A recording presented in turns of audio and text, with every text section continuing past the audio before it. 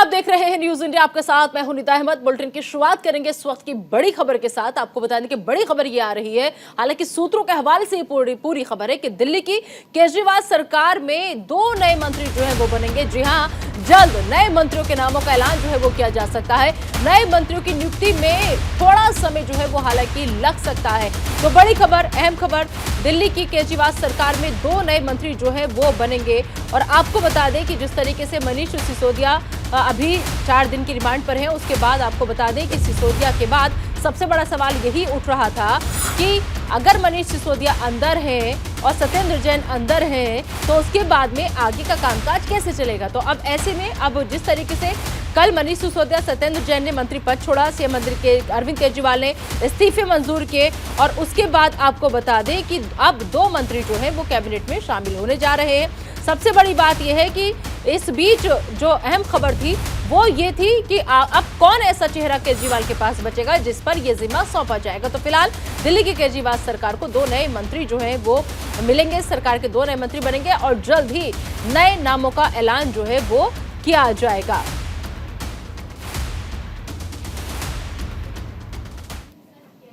अब दरअसल ये जो पूरा मसला है, पूरा मामला है मनीष सिसोदिया को लेकर, वो दरअसल शराब कांड से जुड़ा हुआ है। अब आइए जल्दी से कुछ हमने ग्राफिक्स तैयार किए हैं, उनके जरिए आपको समझाने की कोशिश करते हैं कि आखिर शराब कांड में कब कब क्या हुआ था, कैसे ये पूरी खबर जो थी वो सामने आई। 17 नवंबर 2021 नई आबकारी नीति को लॉन्च किया जाता है। इसके बाद आपको हम बता दें कि 17 नवंबर 2021 को नई आबकारी नीति लॉन्च हो गई। उसके बाद 1 जुलाई 2021 को एलजी ने मुख्य सचिव से रिपोर्ट जो थी वो इस पूरे मामले में मांगी। तो शराब मामले में अभी तक कब क्या हुआ वो आपको समझाने की कोशिश यहां पर। 22 जुलाई 2022 को एलजी ने सीबीआई जांच की मंजूरी जो थी वो दे दी थी। साथ ही साथ आपको हम बताएं कि अब जब अगली तारीख आती है 22 जुलाई के बाद 28 जुलाई, तो 28 जुलाई 2022 को नई शराब नीति जो थी उसको वापस लेने का काम किया गया, मतलब उसको वापस ले लिया गया।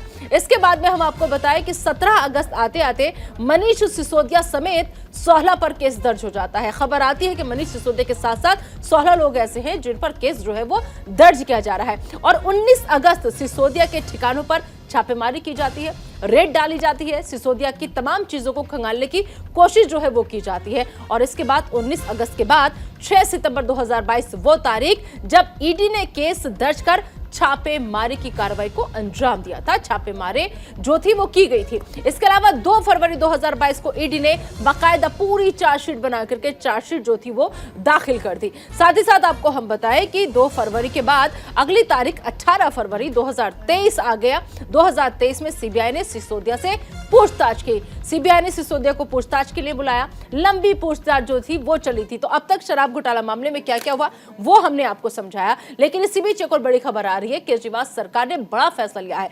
आपको बता दें कि बड़ा फैसला लेते हुए अहम खबर यह है कि 2 मंत्रियों में सिसोदिया के विभाग जो है उनको बांट दिया गया है। फिलहाल कैलाश गहलोत को वित्त विभाग की जिम्मेदारी मिली है। कैलाश गहलोत जो है वो अब दिल्ली का बजट पेश करेंगे, क्योंकि मनीष सिसोदिया अंदर जा चुके हैं। उसके बाद सबसे बड़ा सवाल ये था कि दिल्ली में बजट भी पेश होना है। आपको याद होगा कि जब इससे पहले बुलाया था सीबीआई ने उन्हें, तो उन्होंने यही हवाला दिया था कि मैं नहीं आ सकता। उसके पीछे रीजन उन्होंने ये दिया था, कारण ये दिया था उन्होंने कि मैं बजट की तैयारियों में बिजी हूँ। तो सिसोदिया के 8 विभाग जो है कैलाश को फिलहाल सौंपे गए हैं। राजकुमार आनंद को शिक्षा विभाग सौंपा गया है। और इसके अलावा आपको हम बताएं कि सिसोदिया के 10 विभाग राजकुमार आनंद को दिए गए हैं, जिनमें गृह, जल और पीडब्ल्यूडी विभाग कैलाश गहलोत को सौंपा गया है। स्वास्थ्य मंत्रालय राजकुमार आनंद को ये सब कुछ सौंपा गया है। तो मनीष सिसोदिया अंदर जा चुके हैं। अब उनके बाद सबसे बड़ा जो बात थी वो यही थी। और आइए मनोज तिवारी क्या कुछ कह रहे सिसोदिया मामले में, जरा मनोज तिवारी को सुन लेते हैं। आपको पता है Arvind Kejriwal ji face time video के द्वारा विजय नायर जो इस लीकर घोटाले में एक आरोपी है, एक्यूज्ड है, उसको अपना खास बताकर उस पर ट्रस्ट करने की बात शराब व्यापारियों को कही है। 100 करोड़ रुपया लिया गया है। अरविंद केजरीवाल जी के पीए का बयान भी हुआ है। ऐसे में मुझे लगता है कि अरविंद केजरीवाल आखिरी कोशिश कर रहे हैं कि नहीं अब सारा इन्हीं पे डाला जाए, मैं तो बेदाग हूँ। और इस कोशिश में शायद वो एक बड़ी गलती कर गए हैं, जो पिछले 8 महीने से ऐसे लोगों का जो 8-8 महीने से जेल में है उनका इस्तीफा ना लेना अब एक बड़ा सवाल खड़ा करता है। और माननीय सुप्रीम कोर्ट ने रिजेक्ट किया, इसलिए अब आगे कोई भी संभावना दूर दूर तक दिखती नहीं है। दोषियों पे जो कार्रवाई होती है वो होगी। जांच जांच की आंच अरविंद केजरीवाल जी तक भी आ ही रही है। और एजेंसीज को मैं निवेदन करूंगा कि आप किसी बड़े पद सोच करके कोई ऐसा इनके जो भय का माहौल बना रहे हैं कि हम बहुत सड़कों पे बवाल करेंगे, उससे बिना प्रभावित हुए जांच एजेंसियों को अपना कार्य करना चाहिए। जी, हालांकि कल अरविंद केजरीवाल ने सिसोदिया के 18 विभाग उनके पास थे, वो अपने ही मनोज तिवारी को आप सुन रहे थे। दरअसल आपको बता दें, पहले सत्येंद्र जैन, उसके बाद मनीष सिसोदिया, और अब सब लोग यही पूछ रहे थे और बीजेपी भी लगातार ये कह रही थी कि अब तीसरा नंबर किसका। तो मनोज तिवारी को आपने सुना, जिसमें वो साफ साफ ये कहते हुए नजर आ रहे हैं कि जांच की आंच जो है वो दिल्ली के मुख्यमंत्री अरविंद केजरीवाल तक भी पहुंच रही है। और वहीं इस पूरे मामले में आप सांसद संजय सिंह और आप नेता सौरभ भारद्वाज का क्या कुछ कहना है, वो भी आपको सुनवाते हैं। दिल्ली के 2 करोड़ लोगों का प्यार और आशीर्वाद पाकर दिल्ली के मुख्यमंत्री अरविंद केजरीवाल जी दिल्ली के लोगों की सेवा कर रहे हैं। उनका काम किसी प्रकार से रुकना नहीं चाहिए, बाधित नहीं होना चाहिए। इस कारण से दोनों मंत्रियों का, आदरणीय मनीष सिसोदिया जी का और सत्येंद्र जैन जी का इस्तीफा लिया गया है, उसको मुख्यमंत्री जी ने स्वीकार कर लिया है। लेकिन जहां तक इन दोनों मंत्रियों के ऊपर लगे हुए आरोप का सवाल है, ये आरोप पूरी तरीके से बेबुनियाद है, फर्जी है और कोई सत्यता इसमें नहीं है। ये बात मैं फिर से दोहराना चाहता हूं। हमारे तो उप मुख्यमंत्री जेल में हैं। कोई क्रिमिनल, कोई जेब कतरा, कोई स्मगलर, वो कोई ना है जेल में। 18 विभाग रखने वाले दिल्ली के उप मुख्यमंत्री जेल में हैं। हम तो हर जगह अर्जी लगाएंगे। हम तो सबसे ऊपर भगवान के यहां भी अर्जी लगाएंगे। हम ये नहीं सोचेंगे कि नहीं पहले लोअर कोर्ट चले जाएं, हाई कोर्ट चले जाएं। हम तो सबसे ऊपर भगवान के आगे अर्जी लगा रहे हैं रात से कि भगवान कुछ करे। तो इसमें कोई दिक्कत नहीं है और सुप्रीम कोर्ट ने जो कहा है वो हम करेंगे। तो एक तरफ दिल्ली में सिसोदिया की गिरफ्तारी के बाद दिल्ली की सियासत गरमाई हुई है, लेकिन सिसोदिया की गिरफ्तारी के बाद पंजाब में बड़ा बदलाव किया गया है। आपको बता दें कि भगवंत मान सरकार ने बड़ा बदलाव किया है। जी हां, नई शराब नीति का ऑनलाइन फॉर्म जो है वो वापस ले लिया है। नवीनीकरण के लिए पहले ऑनलाइन फॉर्म जो था वो जारी किया गया था, लेकिन दिल्ली की आबकारी नीति की तर्ज पर दरअसल नई शराब नीति जो थी वो थी, और इसके बाद में भगवंत मान सरकार ने इसमें बड़ा बदलाव जो है वो क्या है, नई शराब नीति का ऑनलाइन फॉर्म जो है उसको वापस ले लिया गया है। तो बता दें कि नवीनीकरण के लिए पहले ऑनलाइन फॉर्म जो था वो जारी किया गया था कि आप लोग ऑनलाइन फॉर्म भर सकते हैं, लेकिन दिल्ली की आबकारी नीति की तर्ज पर ये नई शराब नीति यहाँ पर बनाई गई थी। लेकिन अब जिस तरीके से सिसोदिया की गिरफ्तारी हुई दिल्ली के अंदर, उसके बाद पंजाब में ये बड़ा बदलाव किया गया है कि भगवंत मान सरकार ने ये बड़ा बदलाव जो है वो किया है। आपको बता दें कि इस बड़े बदलाव के तहत नई शराब नीति का ऑनलाइन फॉर्म जो है वो वापस कर लिया गया है। तो अब आम आदमी पार्टी की सरकार है पंजाब में, लिहाजा पंजाब सरकार भी फूंक फूंक कर कदम जो है वो रख रही है और उसी की दिशा में उठाया गया ये कदम जो है वो बताया जा रहा है। तो अहम खबर, बड़ी खबर, जिस तरीके से आपको बता दें कि दिल्ली में जो कुछ हुआ मनीष सिसोदिया को लेकर के, मनीष सिसोदिया की गिरफ्तारी को लेकर के, अब ये सब कुछ देखते हुए मनीष सिसोदिया की गिरफ्तारी के बाद नई शराब नीति का ऑनलाइन फॉर्म जो है पंजाब के अंदर वापस ले लिया गया है। इस खबर पर ज्यादा बातचीत के लिए आइए सीधा रुख करेंगे हमारे सहयोगी जसवीर इस वक्त हमारे साथ जुड़ चुके हैं। जसवीर, समझा जाए कि दिल्ली में जो कुछ हो रहा है, मनीष सिसोदिया की गिरफ्तारी हुई है, कहीं ऐसा न हो कि वही कंडीशन पंजाब में भी लागू हो जाए। क्या इसे डर समझा जाए भगवंत मान सरकार का, या फिर उन्होंने कोई सबक लिया है दिल्ली सरकार से? क्या समझा जाए, इसे कैसे देखा जाए? निदा, आपको बता दें कि पंजाब मार्च में कोई ना कोई जब भी मार्च आता है उसके बाद आबाकारी नीति अपनाई जाती है, और उसके लिए पंजाब सरकार ने एक फॉर्म अपलोड किया था वेबसाइट के ऊपर। पर जैसे ही मनीष सिसोदिया की गिरफ्तारी हुई उसके बाद ही उन्होंने ये फॉर्म वहां से हटा लिया। हालांकि उच्च अधिकारी का कहना है कि ये गलती से फॉर्म अपलोड हो गया था, हम जल्दी ही नीति नहीं लेके आएंगे, जिसकी वजह से ये फॉर्म हमें हटाना पड़ा। तो आपको निदा ये बता दें कि कहीं ना कहीं ये मनीष सिसोदिया के डर की वजह से ही पंजाब में ये नीति कहीं ना कहीं वो वहां से अपलोड जो की थी वो हटा ली गई है, क्योंकि सेम नीति पंजाब में लेके आए थे आम आदमी पार्टी जो नीति दिल्ली में थी। जी निदा। लेकिन जसवीर, इस बात में कितनी सच्चाई है? क्या कोई भी सरकारी कागज इस तरीके से सरकारी वेबसाइट पर अपलोड हो जाता है क्या गलती से? नहीं, ये तो बिल्कुल कहीं ना कहीं जो ओपोजिशन पार्टी वो यही कह रही है कि डर के मारे पंजाब सरकार ने ये ये जो फॉर्म उन्होंने लोड किया था वो वहां से हटा लिया है। और ये पंजाब सरकार ये फूक फूक के कदम रख रही है और वो भी चाहती है कि कोई हमसे ये गलती ना हो जाए, क्योंकि जो दिल्ली में हुआ, क्योंकि दिल्ली में 2-2 मंत्री जेल में जा चुके हैं और ये उनको ये लगता है कि कहीं पंजाब में भी ये हाल ना हो जाए, जिसकी वजह से उन्होंने ये जो फॉर्म अपलोड किया था उसको हटा लिया है। जी निदा, कुल मिलाकर के कहा जा सकता है जसबीर कि दिल्ली में जो कुछ हुआ, जिसे लेकर बीजेपी लगातार हमलावर थी, विपक्ष लगातार हमलावर था, तो कहीं ना कहीं आम आदमी पार्टी को भी एहसास हो गया है इस बात का कि जो किया गया था, जो नई शराब नीति लागू की गई थी वो गलत थी और अब वो चीज अब पंजाब में ना दोहराई जाए। बिल्कुल बिल्कुल। अभी जो फाइनेंस मिनिस्टर हरपाल चीमा का बयान आया है कि हम बहुत जल्द ये नई नीति लेके आ रहे हैं और हम ये जो फॉर्म है दोबारा अपलोड कर देंगे और पंजाब के लिए कोई बढ़िया ही नीति लेके आएंगे। जी निदा। जी ठीक है, चलिए जसवीर, बहुत बहुत शुक्रिया इस तमाम जानकारी के लिए आपका। तो बड़ी खबर यही है कि देखिए अब दिल्ली में जो कुछ हुआ वो पंजाब में ना दोहराए आम आदमी पार्टी, उसी को देखते हुए अब चीजों को सुधारने की कोशिश में आम आदमी पार्टी लगी हुई है। वहीं सिसोदिया मामले पर कांग्रेस नेता अजय माकन का बयान सामने आया है। अजय माकन ने कहा कि दिल्ली में बहुत बड़ा घोटाला हुआ है, सुप्रीम कोर्ट ने सही फैसला लिया है। सुप्रीम कोर्ट ने, आपको बता दें कि जिस तरीके से कल जो मनीष सिसोदिया पहुंचे थे, सुप्रीम कोर्ट का दरवाजा खटखट रहा था, लेकिन सुप्रीम कोर्ट ने साफ कह दिया था कि आप पहले दिल्ली हाई कोर्ट में जाइए, उसके बाद आप सुप्रीम कोर्ट आइएगा, ऐसे सीधा आना अच्छी बात नहीं है। उसी को लेकर अजय माकन का ये बयान सामने आया है। उन्होंने कहा कि गोवा चुनाव में कांग्रेस के खिलाफ पैसे का इस्तेमाल किया गया था। तो अजय माकन बोले हैं सिसोदिया मामले पर। कांग्रेस नेता है अजय माकन, जिन्होंने बोलते हुए कहा कि दिल्ली में बहुत बड़ा घोटाला हुआ है। इसके अलावा आपको बता दें कि उन्होंने कहा कि सुप्रीम कोर्ट ने जो फैसला लिया है वो बिल्कुल सही फैसला लिया है, ये कहना है कांग्रेस नेता अजय माकन का। उन्होंने साथ साथ कहा कि गोवा में जब चुनाव हुए तो गोवा चुनाव में कांग्रेस के खिलाफ पैसे का गलत इस्तेमाल किया गया था। क्या कहा अजय माकन ने, सुनवाते हैं आपको।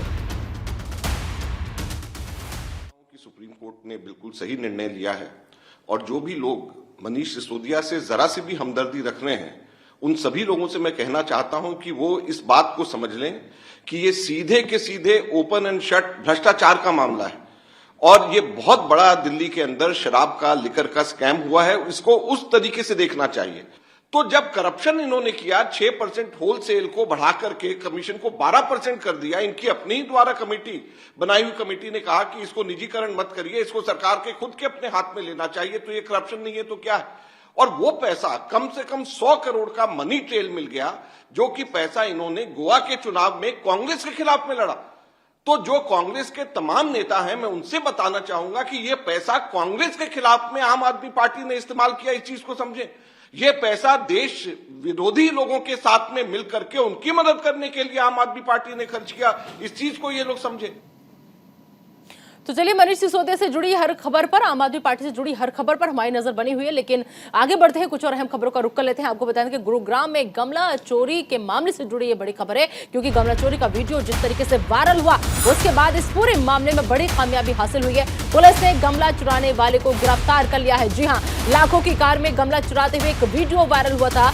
G20 समिट के लिए सजाने के लिए गमले यहाँ पर रखे गए थे, लेकिन इन्हीं गमलों को चुरा लिया गया।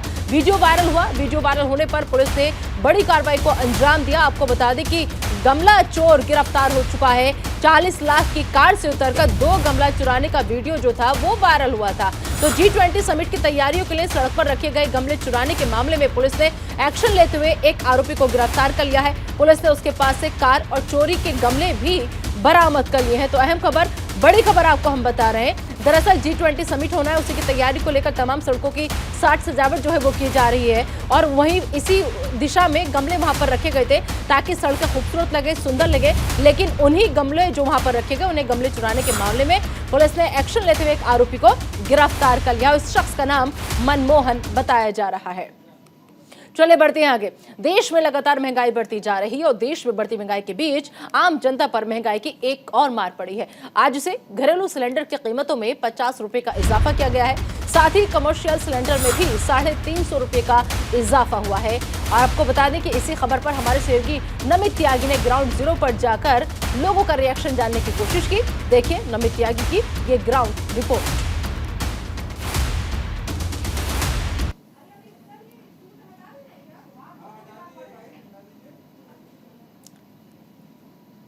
बहुत असर पड़ेगा। आमदनी इतनी है नहीं है, कारोबार भी बंद हैं, सब परेशान में हैं। जिनकी नौकरी है उनकी भी चली गई है। और कोरोना के चक्कर में कुछ भी नहीं है आजकल। और ये जो महंगाई बढ़ती जा रही है, सिलेंडर बढ़ गया 50 रुपये, इतनी परेशानी होगी कि हम लोग तो सोच रहे हैं दोबारा से अंगीठी ले आएँ, वही जला लें, चूल्हा जला लें, वो अच्छा है। गैस जो है हम सब जो है दे दें उनको, सरकार को ही दे दें। बजट इतना उन्होंने महंगाई कर दी है कि हमारे बजट से बाहर हो गया है। बिगड़ ही रहा है जब से सिलेंडर बढ़ रहा है भैया। हर बार तो बढ़ा देते, कभी 50, कभी 100, कभी कितने बढ़ा दिए, कम तो करते नहीं है। सिर्फ पेपरों में ही आता कि कम हो रहे, असलियत में कभी कमी नहीं हुई। कुत्तों का जिंदगी जीने से तो अच्छा है जो हम अच्छा जिंदगी भगवान के घर में जाकर जिए। आम आदमी जो है, जनता पिसती है, बहुत महंगाई होती जा रही है।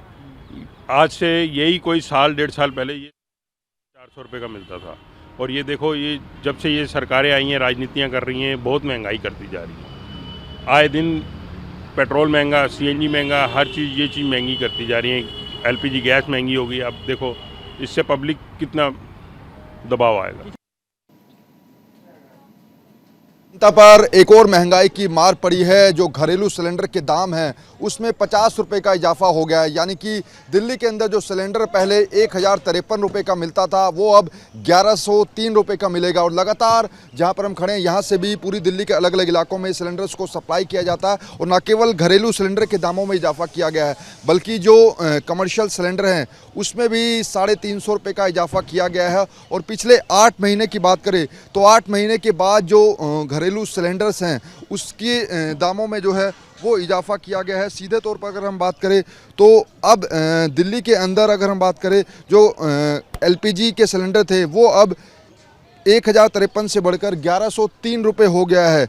वहीं अगर हम कमर्शियल सिलेंडर की बात करें तो दिल्ली में जो कमर्शियल सिलेंडर पहले 1769 रुपये का मिलता था, वो 2119 रुपये का मिलेगा। यानी कि 350 रुपये कमर्शियल सिलेंडर के दामों में बढ़े हैं। निश्चित तौर पर अब इससे जुड़ी जो चीज़ें हैं वो भी काफ़ी महंगी होंगी। और लगातार यहाँ से पूरी दिल्ली के अलग अलग इलाकों में जो सिलेंडर्स हैं वो सप्लाई होते हैं। तो ऐसे में जो अब पूरे देश के अंदर महंगाई की मार पड़ रही थी, उसमें डबल अटैक जो है वो अब देश की आम जनता को झेलना पड़ेगा। क्योंकि पहले डीजल, पेट्रोल और CNG के दाम बढ़े, और अब जिस तरीके से LPG के दामों में जो इजाफा हुआ है, कह सकते हैं कि आम जनता पर बड़ी मार जो है वो पड़ी है। क्योंकि 50 रुपये का इजाफा जो है वो घरेलू सिलेंडरों में किया गया है। निश्चित तौर पर जो आम जनता का बजट है वो अब इस बढ़ती कीमतों के साथ जो है वो थोड़ा सा बिगड़ जाएगा। कैमरा पर्सन मनीष के साथ नमित त्यागी, न्यूज़ इंडिया, दिल्ली। और चलिए आगे बढ़ते हैं और अब बात कर लेते हैं महाराष्ट्र की। महाराष्ट्र से बड़ी खबर आ रही है, जहां पर बेकाबू रफ्तार का कहर देखने को मिला है। बता दें आपको कि ठाणे में बिजली के खंभे से कार जो थी वो टकरा गई। हादसे में एक युवक की मौत हो गई और कई इसमें घायल बताए जा रहे हैं। भीषण हादसे में कार के परखच्चे जो है वो उड़ गए। घायलों को फिलहाल अस्पताल में भर्ती कराया गया है। तो अहम खबर, बड़ी खबर बता दें आपको कि महाराष्ट्र में तेज रफ्तार का कहर देखने को मिला है। बिजली के खंभे से एक कार जो थी वो अचानक से टकरा गई और टकराने के बाद हादसे में एक युवक की मौत हो गई। वहीं कई लोग घायल बताए जा रहे हैं। तस्वीरों में आप देख सकते हैं कि किस तरीके से यहाँ पर जो कार थी उसके परखच्चे उड़ गए हैं। जो लोग घायल हैं उन्हें फिलहाल अस्पताल में भर्ती कराया गया है। तो महाराष्ट्र में ये बेकाबू रफ्तार का कहर देखने को मिला है, जहाँ पर ठाणे में, महाराष्ट्र का ठाणा इलाका, जहाँ पर बिजली के खंभे से एक तेज रफ्तार कार जो थी वो टकराई और टकराने के बाद इस हादसे में एक युवक की मौत हो गई। और वहीं कई लोग ऐसे हैं जो घायल बताए जा रहे हैं। देखिए आप कार की हालत देखिए आप, तो स्पीड इतनी ज्यादा थी कि खंभे से टकराने के बाद कार की यह हालत हो गई। वहीं एक शख्स की मौत हो गई और कई लोग इसमें घायल बताए जा रहे हैं इस हादसे की वजह से। फिलहाल घायलों को अस्पताल में भर्ती कराया गया है। इधर उत्तर प्रदेश से भी कुछ ऐसी ही खबर सामने आई है। उत्तर प्रदेश के इटावा में एक तेज रफ्तार बस डंपर से टकरा गई और इस हादसे में बस में सवार 5 यात्री गंभीर रूप से घायल हो गए। घटना के बाद यात्रियों में चीख पुकार मच गई। पुलिस ने स्थानीय लोगों की मदद से घायलों को अस्पताल में भर्ती कराया, जिनमें से 2 की हालत नाजुक बनी हुई है। गंभीर हालत को देखते हुए डॉक्टर्स ने उन्हें सैफई रेफर कर दिया है।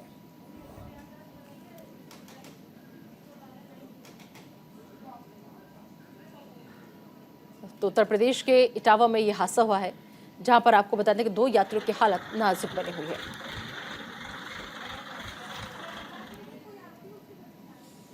और अब बड़ी खबर प्रयागराज उमेश पाल हत्याकांड से जुड़ी हुई। आपको बताएं कि उमेश पाल के हत्याकांड में शामिल सभी पर कार्रवाई जो है वो की जा रही है। नामजद और अज्ञात बदमाशों के घरों पर बुलडोजर चल रहा है। प्रयागराज डेवलपमेंट अथॉरिटी ने घरों का दस्तावेज जो है वो जुटाया है। तो बड़ी खबर, अहम खबर इस वक्त आपको हम बता रहे हैं कि जो जो इसमें शामिल है सभी के ऊपर देखिए किस तरीके से कार्रवाई जो है वो की जा रही है यहाँ पर, क्योंकि आपको देखिए अब सीधी तस्वीरें आपको हम दिखा रहे हैं। दरअसल ये जो सीधी तस्वीरें आ रही हैं ये तमाम उन लोगों के घरों की तस्वीरें हैं जो इसमें इस हत्या की साजिश में शामिल थे।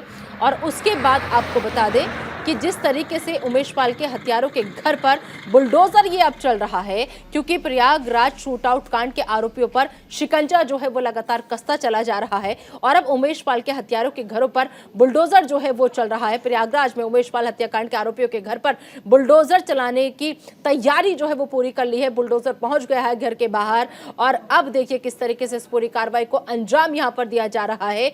बता दें आपको कि ध्वस्तीकरण के लिए आरोपियों के मकानों को पहले चिन्हित किया गया और उसके बाद में अब जो आरोपी इसमें शामिल थे उनके घर पर बुलडोजर जो है वो पहुंच चुका है। बुलडोजर यहां पर चल रहा है। अब पहले आरोपियों के मकानों को चिन्हित किया गया, उसके बाद आप देखिए किस तरीके से प्रयागराज विकास प्राधिकरण जो है वो ध्वस्तीकरण शुरू कर दिया है। आपको बताने की अहम खबर लगातार हम आपको बताने के प्रयागराज में उमेश पाल हत्याकांड के आरोपियों के घर पर बुलडोजर जो है वो चल रहा है। नामजद और अज्ञात बदमाशों के घरों पर बुलडोजर चल रहा है। तो जिसके नाम इसमें आए, नामजद हो या फिर अज्ञात के खिलाफ भी कई एफआईआर दर्ज हुई थी, उनके घर पर फिलहाल बुलडोजर जो है वो पहुंचा हुआ है। तो देखिए किस तरीके से पहले मकानों को चिन्हित किया गया, जो भी इस हत्याकांड में शामिल आरोपी थे उनके घर पर बुलडोजर अभी फिलहाल चल रहा है।